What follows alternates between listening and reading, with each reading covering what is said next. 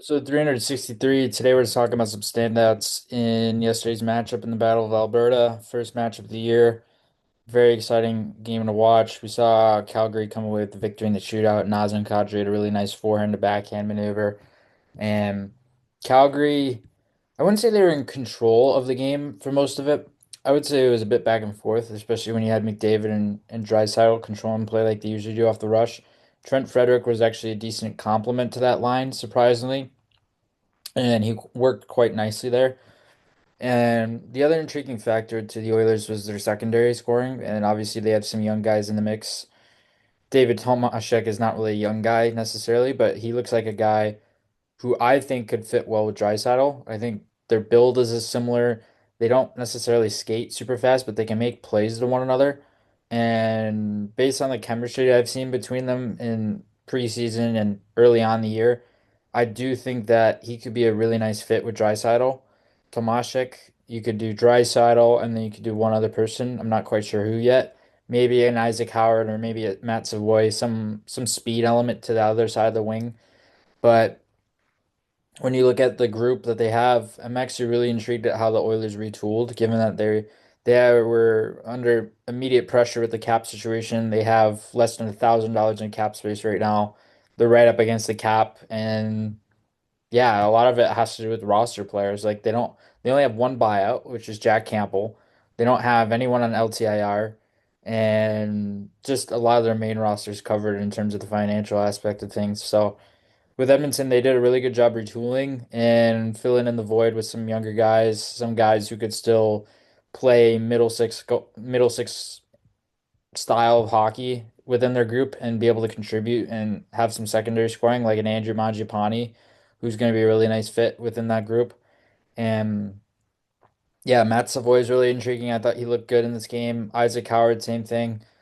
Again, David Tomashek, I actually really like. I think there's some more jam to his game than I originally thought there would be. And obviously, difference is him playing pro for quite a long time, and he's going to have a bit of a smoother transition than the younger guys. And it almost looks like as if he's played 10 years with the Oilers based on how he fit with the group and just the natural feel that he had with the group right away. So, I mean, with the Oilers, yes, you can question goaltending. Yes, you can question defensive play, but at the end of the day, they're still going to get offense and led by McDavid and Draisaitl. But the Flames, they had an interesting. It was just interesting coming into the game because I looked at their lines and I looked at their groupings and I saw Zane Prek wasn't in the lineup. Saw that Matt Greden was in the top six and Adam Klapka was on the top line. Like the wingers, in terms of how they were sorted out, I was intrigued at how Ryan Huska put it together, but it worked nicely. And Adam Klapka, you don't necessarily envision him being maybe more than a 35 point guy within the next few years. But you look at his play along the walls and his ability to be able to control pressure there, be able to separate bodies from the puck. To me, it makes sense. You can have him in a complementary top six role, not necessarily rely upon him for scoring, more so for his forechecking, his ability to use his stick and body position to be able to get in on guys. And yeah, it was a huge advantage, quite literally, because he's 6'8", but huge advantage having him on that right wing and that right side there because he was able to get pucks back, retrieve pucks, and then get them to the middle or work it low to high. So it was a nice compliment there to that line. Matt Greden had a good game. Obviously, his first NHL goal. It banked off the Oilers' defense, but still at the same time, he got his first NHL goal. And there are a couple firsts. I believe Draisaitl has had a, I don't remember if it was 400th career goal. I could be wrong. I remember David Tomashek got his point on that goal. So he went to go get the puck. I don't think he even realized that. He hit a milestone himself. He was more so focused on getting the puck for Tomashek. But I mean, on the Flame side, outside of Greedon, I thought Nazem Kadri was Nazem Kadri. Like you know what you're getting out of him every single game. Just a consistent top six center. Connor Zary had a questionable goal in the middle of the game where it wasn't sure if the stick was below the crossbar or not. It looked a little bit high to me based on certain angles. But I mean, what are you going to do at the end of the day? The refs called it a goal and things moved forward from there. So, but that was a questionable one because I looked at it from multiple angles and I wasn't sure if that was actually one that should count. And I don't really believe it should have, but The league probably had different angles that they had access to that made it look a little bit more clear cut. But outside of him, Dustin Wolf was awesome in net once again, and yeah, he was really noticeable there, making some key saves, some timely saves.